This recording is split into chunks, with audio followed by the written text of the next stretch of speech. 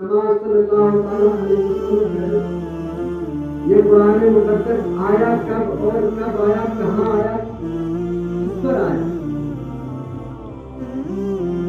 अल्लाह तबारक व तआला इरशाद फरमाते हैं मैंने ये कुरान मुकद्दस हुजूर अहमद सल्लल्लाहु अलैहि वसल्लम पर नाज़िल किया है। अगर ये किताब मैंने पहाड़ों पर नाज़िल की होती तो पहाड़ रेजा रेजा हो जाते। क्या हो जाते? पहाड़ रेजा रेजा हो जाते। इसके बावजूद भी रब कायनात ने पहाड़ों पर अपना कलाम नाज़िल नहीं किया, क्योंकि पहाड़ों में वो ताकत वो कुव्वत नहीं है कि कुरान करीम की ताकत व कुमान अपने ऊपर ले सके। और रब्बुल जलाल ने हजूर आखिर ज़मान सल्लल्लाहु ताला अलैहि वसल्लम पर इल्ज़ाम लगाया।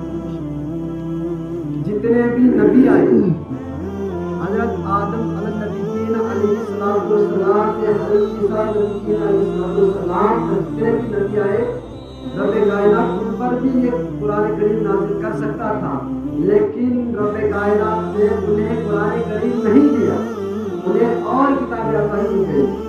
लेकिन वजह इतनी थी कि रब कायनात ने सिर्फ आखिर ज़मान और मुजस्सम सल्लल्लाहु अलैहि वसल्लम पर किताब नाज़िल की।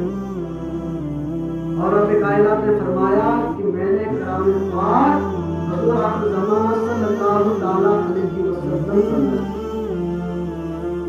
और ये कुरान करीम कब आया और कहाँ आया? मुफस्सिरीन किराम लिखते हैं कि हुजूर अलैहिस्सलातु वस्सलाम और ये कलाम पाक नाज़िल हुआ और 23 बरस तक कम पेश ज़रूरत के मुताबिक अल्लाह रब्बुल इज़्ज़त ने कुरान करीम को मेरे नबी आखिर ज़मां सल्लल्लाहु अलैहि वसल्लम पर थोड़ा करके नाज़िल किया 23 साल और उसके बाद रमज़ान